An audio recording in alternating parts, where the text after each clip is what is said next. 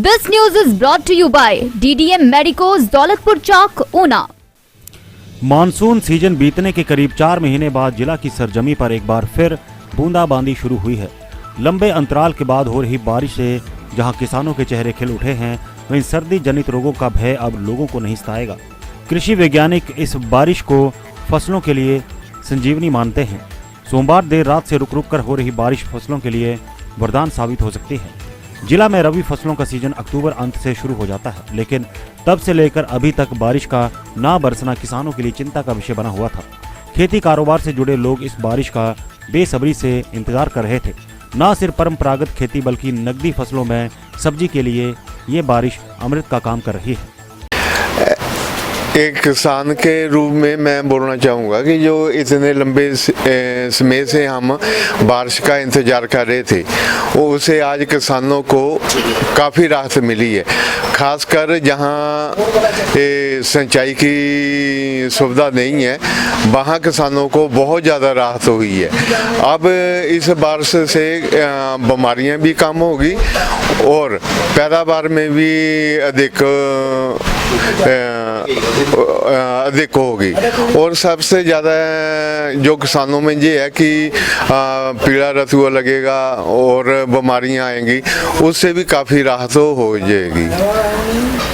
कैसा रहेगा किसानों के लिए?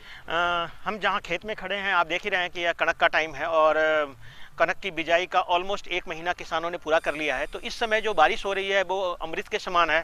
अमृत का मतलब ये भी है कि ये बारिश जो है वो 3-4 दिन तक कंटिन्यू करेगी, ऐसा मौसम विभाग बोल रहा है। तो एक तो किसानों के लिए खुशखबरी ये है कि शायद जो पीला रतुआ रोग जो है या येलो रस्ट जो आता था, उसकी संभावना 50 to 90% तक, मैं तो इवन कहता हूँ कि 90% तक हो सकता है कम हो जाए।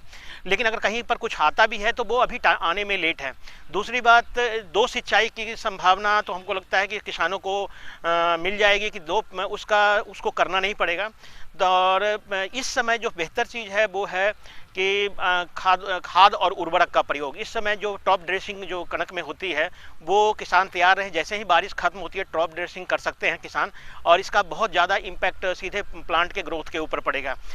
सब्जी उत्पादकों के लिए मैं ये कहना चाहूँगा कि जो सब्जी उत्पादक हैं, खासकर जिन्होंने आलू लगा रखा है, उनके लिए लेट ब्लाइट और अर्ली ब्लाइट दोनों की संभावना हो सकती है कि इससे बढ़ जाए, तो ध्यान रखना है। लेकिन पौधों के बढ़वार पे इसका इम्पैक्ट पड़ेगा, अच्छा इफेक्ट पड़ेगा। लेट ब्लाइट और अर्ली ब्लाइट के लिए कृषि विज्ञान केंद्र कृषि विभाग से संपर्क करें। उसके अलावा प्याज उत्पादक हैं, लहसुन उत्पादक हैं, इनके लिए तो ये अमृत है।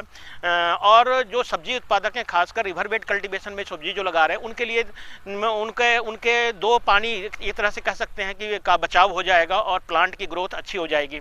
फल उत्पादक किसानों के लिए जो पपीता, अमरूद वगैरह लगा रखे हैं, उनके लिए कोहरे का प्रकोप थोड़ा कम हो जाएगा और इससे बढ़वार अच्छी होगी। अर्ली जो सब्जी लगाने वाले किसान हैं, खास करके जो गर्मियों वाली सब्जी जिसकी शुरुआत फरवरी के महीने में हम कर देते हैं, उनके लिए पौध लगाने का टाइम बहुत बेस्ट टाइम है। तो आप प्लास्टिक के पॉलीथीन में पौध लगा सकते हैं और भिंडी की रोपाई के लिए आप खेत तैयार कर सकते हैं। तो मैं ये कहूँगा कि जनवरी का महीना जो है, अगर ये 10 तारीख तक 11 तारीख तक जैसा मौसम विभाग बता रहा है बारिश रहती है, तो ये बहुत अच्छी खबर लेकर के आया है कि आने वाले समय में जो हमारी जो एग्जिस्टिंग क्रॉप है, जो मेन क्रॉप हमारी ऊना डिस्ट्रिक्ट की है, वो बहुत अच्छा रहेगी। आलू के बारे में मैं ये कहना चाहूँगा कि ऊना में आलू पक्के फसल के रूप में इस समय बिजाई करते हैं और ये फसल अभी कई जगह तो लोगों ने अभी पोटैटो की सोइंग की है, कई जगह 2-3 पत्ते आ गए हैं, कई जगह थोड़े बड़े भी हो गए हैं। तो मेरा कहना ये है कि आलू उत्पादक किसान जिनकी फसल 2-4 इंच बड़ी या 6-7-8 इंच बड़ी हो गई है, उनमें लेट ब्लाइट और अर्ली ब्लाइट का किस्म ऐसे ही रहा, जैसे कह सकते हैं कि झड़ी लगी हुई है, हल्की बारिश होगी और उसके बाद थोड़ा धुंध बना रहेगा, तो इसमें ब्लाइट की संभावना थोड़ी बढ़ जाती है। तो किसान भी से मेरा अनुरोध है कि जैसे ही अगर ये मौसम खुलता है तो आप M45 बेबिस्टीन, ये तो जो हमारी रिकमेंडेड दवाई है, इसका तो छिड़काव करें ही।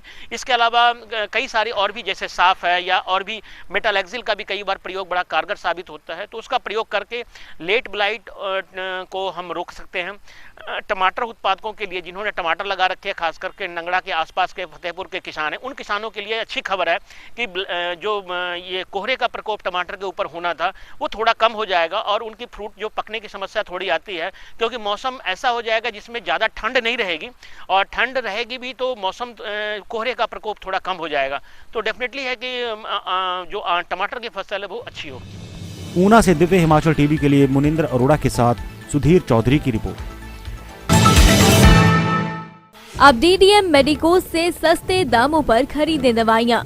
नगर पंचायत दौलतपुर चौक के बस स्टैंड पर खोला मेडिकल स्टोर।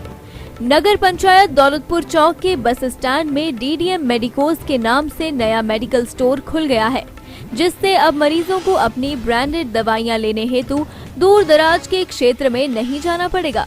बी फार्मेसी के क्षेत्र में बेहतर कार्य कर रहे डीडीएम संस्थान ने अब दवाइयों के रिटेल व्यवसाय में उतरकर जनता को बेहतर तोहफा दिया है। डीडीएम मेडिकोज के संचालक आशीष शर्मा ने बताया कि उनके मेडिकल स्टोर में ब्रांडेड दवाइयां उपलब्ध हैं और ग्राहक बाजार से सस्ते दाम पर दवाइयां खरीद सकते हैं। उन्होंने बताया कि उनके स्टोर में अंग्रेजी एवं देसी दवाइयों के अलावा पशुओं की दवाइयां भी उपलब्ध हैं, जिसके लिए ग्राहक नगर पंचायत दौलतपुर चौक के बस स्टैंड में पहुंचकर संपर्क कर सकते हैं। संपर्क करने के लिए डायल करें 8219396612।